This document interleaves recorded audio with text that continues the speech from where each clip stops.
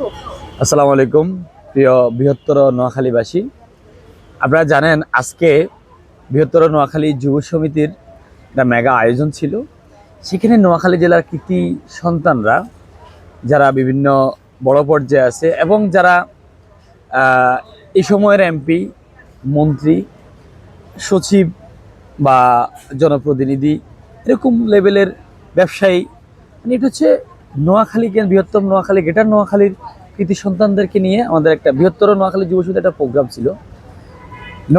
বৃহত্তর নোয়াখালী যুব সমিতির বিষয়ে আমাদের নোয়াখালী জেলার অনেকেরই মনে অনেক ধারণা আছে, বিভ্রান্ত কিছু ধারণা আছে।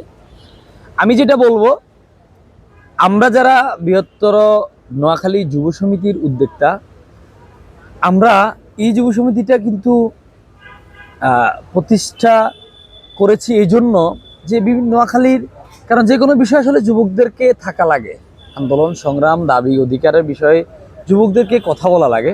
আমাদের অবশ্যই সিনিয়র যারা আছেন ওনারাও যথেষ্ট আন্তরিক, কিন্তু আমরা এটা প্রতিষ্ঠা করেছি বৃহত্তর নোয়াখালী যুবকদেরকে ইউনিটি, মানে একটা ছায়ার তলে, একটা তাঁবুর তলে আনার জন্য। এখন সেই সুবাদে আমরা এই সংগঠনটা প্রতিষ্ঠা করেছি। আমাদের প্রথম একটা প্রোগ্রাম গেছে, আমাদের ইফতার গেল বৃহত্তর নোয়াখালী যুব সমিতির, এটা আমাদের সেকেন্ড আয়োজন ছিল। এখন এখানে আজকে আয়োজনটা অনাকাঙ্ক্ষিত কারণবশত, অনিবার্য কারণবশত আজকে এটা স্থগিত করা হয়েছে। ইনশাল্লাহ শীঘ্রই নতুন ঘোষণা আসবে, আমাদের অনুষ্ঠানটা হবে। আমি বলবো কেউ কোনো বিষয়ে বিভ্রান্ত হবেন না প্লিজ। কারণ আসলে নোয়াখালীটা একার আমার না, আমাদের নোয়াখালীকে রাষ্ট্রের বিভিন্ন পর্যায়ে যখন যে সরকার যে অবস্থায় থাকুক, নোয়াখালীকে সবসময় অধিকার থেকে বঞ্চিত রাখা হয়।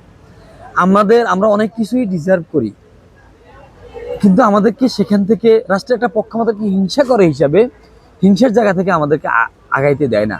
দেখুন, রাষ্ট্রের এই দেশের 35% রেমিডেন্স কিন্তু নোয়াখালীবাসী দেয়।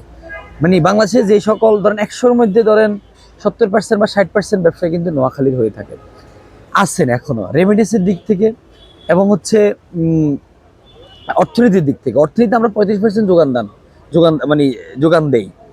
তো বিষয়টা হচ্ছে আমাদের অনেক কিছুই দরকার আছে। আমাদের নোয়াখালীর বিভাগ তো আমাদের হচ্ছে নোয়াখালীর সাথে যে সকল জেলা, যে সকল আগে জেলা ছিল, এখন যারা বিভাগ হয়েছে তারা কিন্তু আগে নোয়াখালীর সাথেই জেলা ছিল, কিন্তু ওরা বিভাগ হয়েছে, ওরা সিটি কর্পোরেশন হয়েছে, কিন্তু নোয়াখালীকে সেদিক থেকে পিছানো হয়েছে। যাক, আমরা বৃহত্তর নোয়াখালী যুব সমিতি প্রতিষ্ঠা করেছি বৃহত্তর নোয়াখালী জেলার সুবিধা অসুবিধা নিয়ে কথা বলার জন্য, আওয়াজ তোলার জন্য, বিভিন্ন জায়গায় যাওয়ার জন্য, কথা বলার জন্য, দাবি আদায়ের জন্য আমরা এটা প্রতিষ্ঠা করেছি। কেউ এটা নিয়ে কোনো বিভ্রান্ত হবেন না। শুধুমাত্র নোয়াখালীর স্বার্থে এটা প্রতিষ্ঠিত করা হয়েছে, শুধুমাত্র বৃহত্তর নোয়াখালীর স্বার্থে এটা প্রতিষ্ঠিত করা হয়েছে, শুধুমাত্র নোয়াখালীর স্বার্থে। প্লিজ এটাকে কেউ অন্যভাবে নেবেন না, ডিভাইড করবেন না। কারো যদি ব্যক্তিগত কোনো সমস্যা থাকে, আমরা তো যেহেতু মানুষ, আমাদের সুবিধা অসুবিধা ব্যক্তিগত অনেকেরই আছে, থাকতে পারে, স্বাভাবিক বিষয়, কিন্তু বৃহত্তর স্বার্থে এটা নিয়ে হিংসাটা না করে আমরা আসুন ঐক্যবদ্ধভাবে নোয়াখালীর স্বার্থে কাঁধে কাঁধ মিলিয়ে, হাতে হাত মিলিয়ে আমরা সবার আগে নোয়াখালী এই স্লোগানকে সামনে রেখে নোয়াখালীর স্বার্থে আমরা একটু আপোষহীন থাকি। আসসালামু আলাইকুম।